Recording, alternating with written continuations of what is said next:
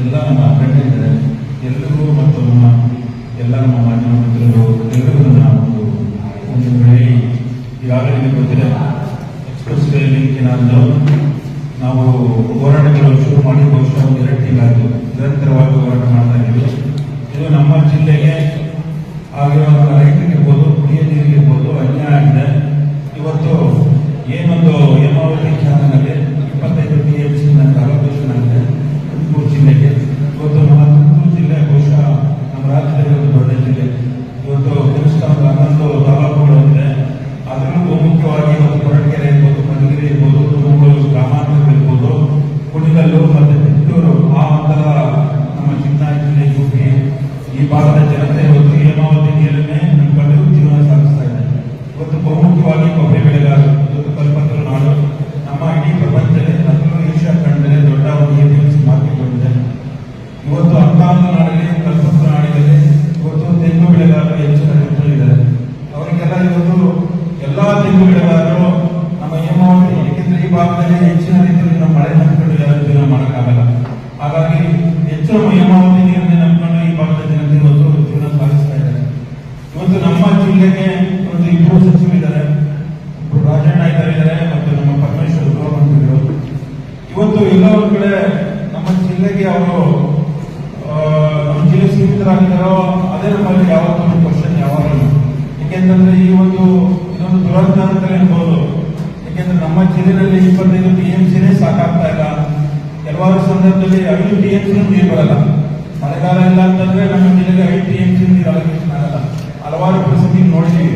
ತಿಪ್ಪೂರಲ್ಲಿ ಕುಡಿಯ ನೀರು ಇದ್ದರಲ್ಲಿ ಕೆರೆ ತುಂಬಿಸಿದ್ದರಲ್ಲೇ ಎಷ್ಟೋ ಬಾರಿ ಜೀವನ ಕಳೆದು ಇದರಲ್ಲಿ ಟ್ಯಾಂಕರ್ಗಳಲ್ಲಿ ಹಲವಾರು ವರ್ಷಗಳಲ್ಲಿ ನಾವು ಹೊಂದಿದ್ವಿ. ಆ ಒಂದು ಸಂದರ್ಭದಲ್ಲಿ ನಾವು ಜೊತೆಗೆ ಕೈ ಜೋಡಿಸಿದ್ವಿ. ಅಂತ ಒಂದು ಸಂದರ್ಭ ಸದ್ಯದ ಪರಿಸ್ಥಿತಿನಲ್ಲಿ ತಿಪ್ಪೂರು ಇರ್ಬೋದು, ಹಲವಾರು ಜಿಲ್ಲೆಗಳಲ್ಲಿ ಇವತ್ತು ಬರದ ಪರಿಸ್ಥಿತಿ ಇವತ್ತು ಇದೆ. ಆದಾಗ್ಯೂ ನಮ್ಮ ಸಚಿವರುಗಳಿಗೆ ನಮ್ಮ ಜಿಲ್ಲೆಯ ರೈತರ ಬಗ್ಗೆ, ರೈತರ ಅಥವಾ ಕುಡಿಯ ನೀರಿನ ಸಾಮಾನ್ಯ ರೈತ ಕಾಪಾಡಬೇಕು ಅನ್ನೋದು ಅವರಿಗೆ ಜ್ಞಾನನೇ ಬರಲಿಲ್ಲ ಅನ್ಸುತ್ತೆ. ಇವತ್ತು ಏಕಾಏಕಿ ಚುನಾವಣೆಯಲ್ಲಿ ಯಾರೋ ಒಬ್ಬರು ಗೆಲ್ಲಿಸಲಿಕ್ಕೆ ಅವರ ಪ್ರತಿಷ್ಠೆಯ ಪಣ ತಕ್ಕೊಂಡ್ರು. ಇವತ್ತು ನಮ್ಮ ಜಿಲ್ಲೆಯ ಅನ್ಯಾಯ ಇದೆ. ಇವತ್ತು ಮಾನ್ಯ ಉಪಮುಖ್ಯಮಂತ್ರಿಗಳು DK ಶಿವಕುಮಾರ್ ಅವರು ಇವತ್ತು ನಮ್ಮ ಜಿಲ್ಲೆಯನ್ನೇ ಕಡೆಗಣಿಸಿ ಇವತ್ತು ಮಾಗಡಿ ತಾಲೂಕಿಗೆ ಮತ್ತೆ ರಾಮನಗರ ತಾಲೂಕಿಗೆ ನೀರು ಕೊಂಡೊಯ್ಯೋದಕ್ಕೆ ಈಗಾಗಲೇ ಅದನ್ನ ನಿಮ್ಗೆಲ್ಲ ಗೊತ್ತಿದೆ. ಈ ಒಂದು ಹೇಮಾವತಿ ಲಿಂಕಿನಲ್ಲಿ ಎಕ್ಸ್ಪ್ರೆಸ್ ನಮ್ಮ ಬಿಜೆಪಿ ಸರ್ಕಾರದಲ್ಲಿ ಇದೇ ಒಂದು 700 ಕೋಟಿ ಶಾಂಕ್ಷನ್ ಮಾಡಿ ಮತ್ತೆ ಇದರಿಂದ ಹಲವಾರು ಲೋಪಗಳಾಗ್ತವೆ, ನಮ್ಮ ಜಿಲ್ಲೆಯ ಜನತೆಗೆ ಮೋಸ ಆಗುತ್ತೆ ಅನ್ನೋ ದೃಷ್ಟಿಯಲ್ಲಿ ಅವತ್ತಿನ ಯಡಿಯೂರಪ್ಪ ಸರ್ಕಾರ ಅದನ್ನು ಕ್ಯಾನ್ಸಲ್ ಮಾಡಿ ಅದೇ ಒಂದು ವಿಚಾರನ ನಮ್ಗೆ ಏನಿಗೆ ಬರ್ತಾ ಇದೆ ಕುಣಿಗಲ್ಲಿಗೆ ಬೇಕು ಅಂತ ಏನೇನು ಕೇಳ್ತಾ ಇದ್ದಾರಲ್ಲ, ಕುಣಿಗಲ್ಲು ಟೈಲೇಟ್ ಅಲ್ಲಿ ಅದೇ ಒಂದು ಆಧುನೀಕರಣ ಮಾಡೋಣ. ಆಧುನೀಕರಣ ಆದ್ರೆ ಈ ಒಂದು ಏನಾದರೂ ಸಿಮೆಂಟ್ಗಳು ಕಡಿಮೆ ಆಗುತ್ತೆ. ಎಲ್ಲ ಅದಕ್ಕೆ ಆಧುನೀಕರಣ ಮಾಡಿ ರಿಸರ್ವೇಷನ್ ಮಾಡಿ ಕೆಲವೊಂದು ಸ್ಮೂತ್ ಫ್ಲೋಯಿಂಗ್ ಮಾಡೋದಕ್ಕೆ ಅದನ್ನೆಲ್ಲ ಎಲ್ಲೆಲ್ಲಿ ಸಿಮೆಂಟ್ ಜಾಸ್ತಿ ಇದೆ ಅಂತದನ್ನೆಲ್ಲ ಮುಂಚೆ ಕ್ಲೋಸ್ ಮಾಡಿ 700 ಕೋಟಿ ಶಾಂಕ್ಷನ್ ಮಾಡಿದ್ರು. ಈಗ ಬಹುಶಃ ಈಗ ಅಂತ ಮುಗಿದ ಬಂದಿದೆ. ಈಗ ಕುಣಿಗಲ್ ಹೋಗೋದ್ರಲ್ಲಿ ಯಾವುದೇ ಒಂದು ಸಂದೇಹ ಇಲ್ಲ, ನೀರು ಸರಾಗವಾಗಿ ಹೋಗುತ್ತೆ. ಆ ಉದ್ದ ಅದರಿಂದ ಒಂದು ಪ್ರಯೋಜನ ಏನಂತಂದ್ರೆ ಈಗ ಏನು ನೀರು ಸರಾಗವಾಗಿ ಹೋಗ್ತಾ ಇದೆ ಚಿನ್ನಹಳ್ಳಿ ಇರ್ಬೋದು, ಕೊರಟಗೆರೆ, ನಮ್ಮ ತಿಪ್ಪೂರು ಆ ಭಾಗದ ಜನತೆಗೆ ಯಾರಿಂದ ಮೋಸ ಏನಿಲ್ಲ. ಎಲ್ರಿಗೂ ಏನು ಅವರ ಎಕ್ಸ್ಪೆಕ್ಟೇಷನ್ ಇದೆ 25 TMC ಅದು ಸರಾಗವಾಗಿ ಅದು ಕೊನೆಗೆ ಟೈಲೆಟ್ ಹೋಗುವಂತ ಒಂದು ಸಂಭವ ಇದೆ.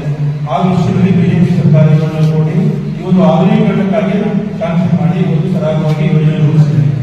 ಇವತ್ತು ಇವರ ಸ್ವಇಚ್ಛೆಗೆ ಅಥವಾ ಬೇರೆ ಇನ್ನೆಲ್ಲ ಕಾರಣಗಳು ಏನಿದೆ ಗೊತ್ತಿಲ್ಲ, ನಮ್ಮ ಉಪಮುಖ್ಯಮಂತ್ರಿಯವರ ಕಾರಣಗಳು ಗೊತ್ತಿಲ್ಲ. ಇವತ್ತು ಏಕಾಏಕಿ ಇವತ್ತು ಏನ್ ಟ್ರಿಬ್ಯುನಲ್ ಆರ್ಡರ್ ಆಗಿಲ್ಲ, ಟ್ರಿಬ್ಯುನಲ್ ಕಾನ್ಸ್ಟಿಟ್ಯೂಟ್ ಮಾಡಿಲ್ಲ. ನಮ್ಮ ನೀರಿನ ಹಂಚಿಕೆ ಆಗ್ಬೇಕು ಅಂತಂದ್ರೆ, ಇನ್ನೊಂದು ಜಿಲ್ಲೆಗೆ ಹಂಚಿಕೆ ಆಗ್ಬೇಕು ಅಂತಂದ್ರೆ ಅದೊಂದು ಟ್ರಿಬ್ಯುನಲ್ ಕಾನ್ಸ್ಟಿಟ್ಯೂಟ್ ಆಗ್ಬೇಕಾಗಿತ್ತು. ಇವತ್ತು ಟ್ರಿಬ್ಯುನಲ್ ಕಾನ್ಸ್ಟಿಟ್ಯೂಟ್ ಮಾಡಿಲ್ಲ, ಅಲೋಕೇಶನ್ ಅಪ್ರೂವ್ ಆಗಿಲ್ಲ. ಇವತ್ತು ಕಾನೂನಿನ ವಿರುದ್ಧವಾಗಿ ಇವತ್ತು ಅವರು ಏಕಾಏಕಿ 25 TMC ಲಿಂಕಿನಾದ್ರು ನಾವು ಡೈರೆಕ್ಟ್ ಮಾಡ್ತೀವಿ ಅಂತ ಹೇಳಿ ನಮ್ಮ ಗುಂಪಿಯಿಂದ ಈಗಾಗಲೇ ಕೆಲಸ ಚಾಲನೆ ಮಾಡಿದ್ದಾರೆ, ಟೆಂಡರ್ ಬಂದುಬಿಟ್ಟಿದ್ದಾರೆ. ಈಗಾಗಲೇ ವೇಗವಾಗಿ ಕೆಲಸ ಶುರು ಮಾಡಿದ್ದಕ್ಕೆ ನಾವು ಬ್ರೇಕ್ ಹಾಕಿದ್ದೀವಿ, ಹೋರಾಟಗಳು ಮಾಡಿದ್ದೀವಿ, ರಸ್ತೆ ತಡೆ ಮಾಡೋದು, ಅಲ್ಲೇ ಧರಣಿ ಮಾಡೋದು, ಇವತ್ತು ಹಲವಾರು ಹೋರಾಟಗಳು ರೂಪಿಸಿದ್ದೀವಿ. ಈ ಹೋರಾಟಗಳು ಇವತ್ತಿಗೆ ನಿಲ್ಲಲ್ಲ. 25ನೇ ತಾರೀಕು ನಾವು ತುಮಕೂರು ಜಿಲ್ಲೆಯಾದ್ಯಂತ ಎಲ್ಲಾ ತಾಲೂಕುಗಳನ್ನ ಬಂದ್ ಮಾಡಿಕೊಳ್ಳುವ ಕರೆ ಕೊಟ್ಟಿದ್ದೀವಿ. ಇವತ್ತು ಎಲ್ಲಾ ನಮ್ಮ ರೈತ ಮುಖಂಡರುಗಳಿಗೆ, ಎಲ್ಲಾ ಸಂಘಟನೆಗಳನ್ನು ನೋಡಲಿಕ್ಕೆ ನಮ್ಮ ಕರೆಗೆ ಎಲ್ಲ ಸ್ವಇಚ್ಛೆಯಿಂದ ಕೈ ಜೋಡಿಸಲಿಕ್ಕೆ ಮುಂದೆ ಬರ್ತಾ ಇದ್ದಾರೆ. ಅವ್ರಿಗೂ ಎಲ್ಲ ನಮ್ಮ ಜಿಲ್ಲೆಯ ಜನತೆಗೆ, ನಮ್ಮ ಜಿಲ್ಲೆಯ ಜನಸಾಮಾನ್ಯರಿಗೆ, ಎಲ್ಲ ಅಂಗಡಿ ಮುಖಂಡರುಗಳಿಗೆ ಸ್ವಇಚ್ಛೆಯಿಂದ ದಯಮಾಡಿ ಎಲ್ಲರೂ ಕೈ ಜೋಡಿಸಬೇಕು. ಏಕೆಂದ್ರೆ ಮುಂದೆ ನಾವು ಇವತ್ತು ಅನ್ಯಾಯ ಆಗ್ಬಿಡುತ್ತೆ, ರೈತರೆಲ್ಲ ನೊಂದೋಗ್ಬಿಡ್ತೀವಿ ಮುಂದೊಂದು ದಿವಸ.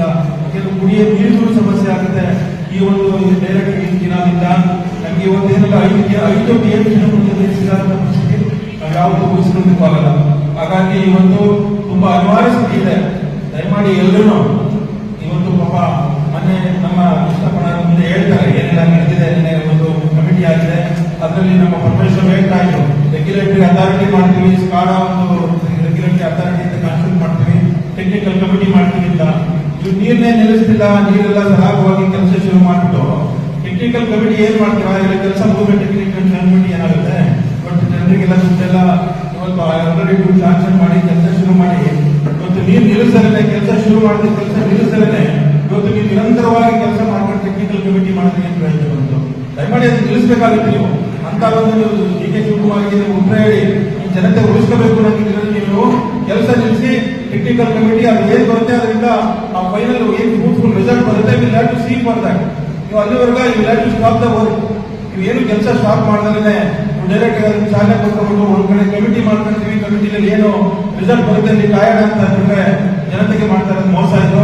ಹಾಗಾಗಿ ಇದ್ರ ವಿರುದ್ಧ ಹೋರಾಟ ನಮ್ಮ ಎಲ್ಲಾ ತಾಲೂಕಲ್ಲಿ ಎಲ್ಲರೂ ಸ್ವಇಚ್ಛೆಯಿಂದ ಬರ್ತಾರೆ, ಸ್ವಇಚ್ಛೆಯಿಂದ ಬಂದ್ ಮಾಡ್ತಾರೆ. ಇದು ಬಂದು ಇದು ಕೊನೆಯ ಹೋರಾಟ ಅಲ್ಲ. ಇದು ನಾವು ಇದನ್ನ ಯಾವುದೇ ಕಾರಣಕ್ಕೂ ನಮ್ಮ ಲಿಂಕಿನಲ್ಲಿ ಎಕ್ಸ್ಪ್ರೆಸ್ ವೇ ಏನಿದೆ ಅದು ನಿಲ್ಲಿಸೋದಕ್ಕೂ ನಾವೆಲ್ಲ ಇಡೀ ನಮ್ಮ ಜಿಲ್ಲೆ ಎಲ್ಲ ಮುಖಂಡರು, ಎಲ್ಲ ರೈತರು, ಎಲ್ಲ ಹೋರಾಟಗಾರರು, ಎಲ್ಲ ಸಂಘಟನೆಗಳು ಸ್ವಇಚ್ಛೆಯಿಂದ ಭಾಗವಹಿಸಿ ಅದು ನಿಲ್ಲದಂತನೂ ಧರಣಿ ಉಪವಾಸ ಇದ್ರೆ ಅಮರಣಾಂತರ ಉಪವಾಸ ಸತ್ಯಾಗ್ರಹ ಮಾಡೋದಾಗಲಿ ಇವತ್ತು ಅಥವಾ ಕಾಲ್ನಡಿಗೆ ಮಾಡೋದಾಗಲಿ ಹಂತ ಹಂತವಾಗಿ ಯೋಜನೆಗಳು ರೂಪಿಸಿ ಇದಕ್ಕೆ ಯಾವುದೇ ಕಾರಣಕ್ಕೂ ಇವತ್ತು ನೀವು ಪರಮೇಶ್ವರರು ನಮ್ಮ ರಾಜಣ್ಣವರು